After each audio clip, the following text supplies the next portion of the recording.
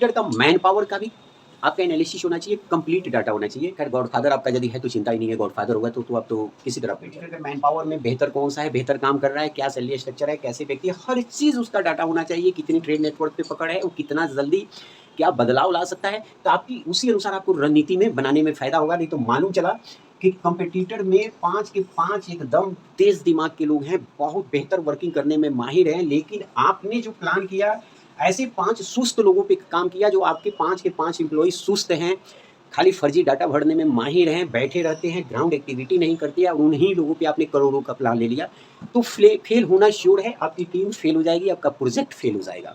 तो जब भी प्रोजेक्ट बनाएं, आप कंपटीटर मैन पावर से अपने मैन पावर का तुलनात्मक अध्ययन जरूर कर लें। अगर तुलनात्मक अध्ययन नहीं करते हैं, कंपैरेटिव आपका चार्ट नहीं होगा, तो आप हार जाएंगे, ध्यान रखिएगा। जैसे मालूम चला कि जो हम बात करते हैं माइक्रो मार्केटिंग में, सबसे पहला आपका जो होना चाहिए मैन पावर एनालिसिस होना चाहिए। मैं बार बार इस पे आपको बताऊं, मैन पावर से रिलेटेड जब भी आप वर्किंग करेंगे, तो आपकी कंपनी का क्या होगा, सेल्फ का, कंपटीटर का, कंपटीटर 1, कंपटीटर 2, ऐसे ही कंपटीटर 3, कंपटीटर 4, जितने कंपटीटर है सभी के मैन पावर एनालिसिस बेहतर रिपोर्ट होना चाहिए।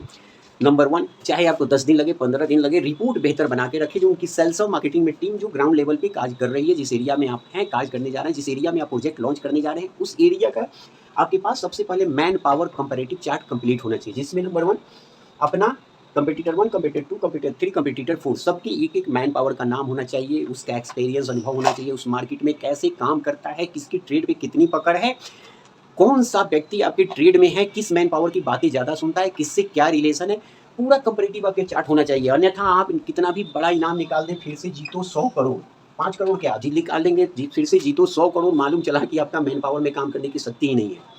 आपकी मैन पावर में कोई क्षमता ही नहीं है कि कंपटीटर के मैन पावर के सामने फाइट कर सके। वो 100 का 100 करोड़ बेकार हो जाएगा, पानी में चला जाएगा। तो कहने का मतलब सबसे पहले आपका जो होगा मैन पावर का एनालिसिस रिपोर्ट आपको बेहतर होना चाहिए। कंपैरेटिव चार्ट नीचे से ऊपर तक का एक-एक बना होना चाहिए, किसकी मार्केट में कितनी पकड़ है। इससे आपको मैन पावर को हतोत्साहित नहीं होता है, बल्कि अपने मैन पावर को मोटिवेट करने की जरूरी है। आप मैन पावर को अपने समझा सकते हैं कि एज फॉर एग्जाम्पल हमने ले लिया कि जालंधर में ले लिया, जालंधर में DJ, Dainik Jagran, DV, TV और जो न्यूज़पेपर है A1, A2 जो भी आपका है, 2-3 न्यूज़पेपर आपने रख लिया, किसके मैन पावर का कंपैरेटिव चार्ट एक-एक का जालंधर शहर का आपने ले लिया।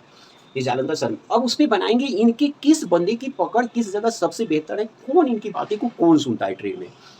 अब जो मालूम चला कि उसका लिस्टिंग फिर अलग करिए। जो अब आप चार्ट बनाएँगे, मैन पावर चार्ट बनाएँगे, उस पे कंपैरेटिव रिपोर्ट बनाएँगे। अब दूसरा जो अब इस पे शुरू करेंगे, इनका टोटल आपका रिपोर्ट हो गया किसके, नंबर 1 स्ट्रेंथ, इनके क्या होगा, जो कंपैरेटिव मैन पावर बनाएँगे, स्ट्रेंथ। सबसे पहले इनकी स्ट्रेंथ क्या है अपने और कंपटीटर की। दूसरा वीकनेस, इनकी वीकनेस क्या है। पहला स्ट्रेंथ हो गया, फिर मैन पावर की इनकी वीकनेस क्या है, उसका भी रिपोर्ट होना चाहिए। क्योंकि जब आप उनकी वीकनेस को जानेंगे, तभी बेहतर से मार्केट में अपॉर्चुनिटी को कैश कर पाएंगे, अन्यथा नहीं कर पाएंगे। वीकनेस नहीं जानते तो कैश नहीं किया। फिर आप अपना प्रोजेक्ट प्लान करेंगे कि किस प्रोजेक्ट को हम कैसे बनाएं और कैसे ये करेंगे। चूंकि हम एग्जाम्पल भी इसमें आपको बताते जा रहा हूँ, चूंकि सिंपल सा उदाहरण, जैसे क्या होता है कि हर कंपनी का जो दिखता है सो होता नहीं, जो होता है सो दिखता नहीं।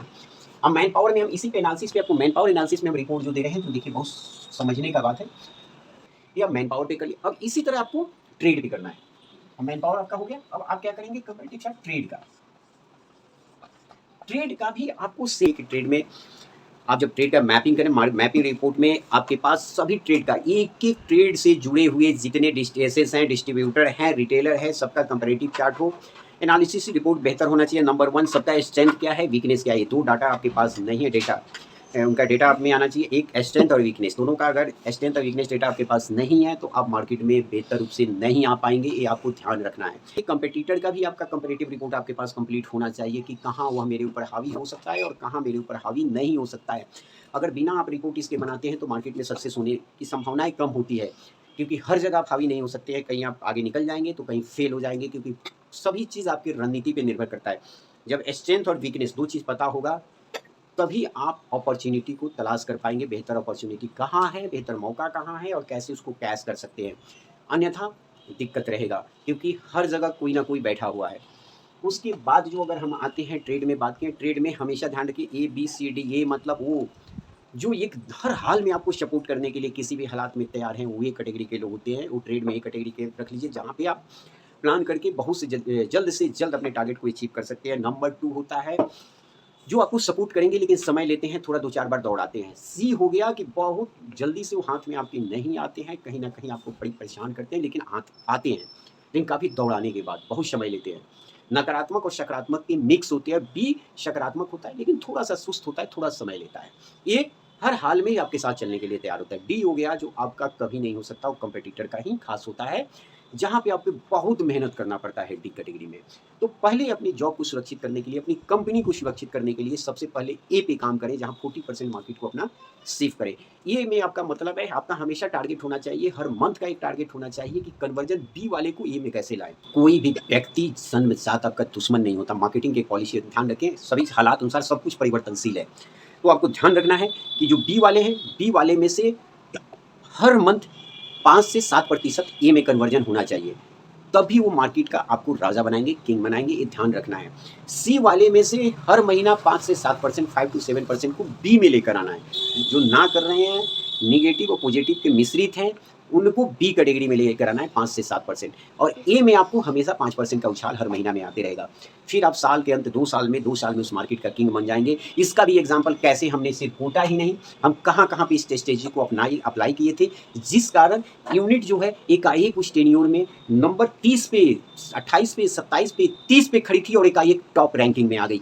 उसी अप्लाई हमने किए थे। अगले एपिसोड में वो भी दिखाएँगे, देखना नहीं भूलिएगा। आपको पसंद है तो सब्सक्राइब करिएगा ज़रूर, एक बार सब्सक्राइब करिएगा और अपने साथियों को भी फॉरवर्ड करिएगा। ये लर्निंग और शेयरिंग में जो मैंने मार्केट से सीखा, जो अपनी टीम से सीखा, जो कॉम्पिटिटर से सीखा, मैं कॉम्पिटिटर से भी सीखने का कोशिश बहुत करता था कि कॉम्पिटिटर क्यों मार्केट में हावी है, कैसे वो बेहतर कार्य कर रहा है, क्या उसकी स्ट्रेटजी है। हमेशा कोशिश करता था कि उससे भी कुछ सीखूं। वह क्योंकि एक ध्यान है, आप अगर यदि आप प्रोफेशनल है तो ध्यान होगा कि जब रावण मृत्युशैया पे सोए हुए थे तो राम ने लक्ष्मण को बोला कि एक बार जाकर रावण से कुछ सीखो, क्योंकि ऐसे महान व्यक्ति हमेशा धरती पर नहीं आता है। तो कहने का मतलब है कि आपका प्रतिद्वंदी भी है, उससे सीखने का कोशिश करें, वह दुश्मन नहीं है। और रावण और राम की लड़ाई हुई थी, यहाँ लड़ाई नहीं है, यह मार्केट प्रतिद्वंदिता है, इसको लड़ाई नहीं कहे, मार्केट प्रतिद्वंदिता है। तो सीखने का कोशिश करें।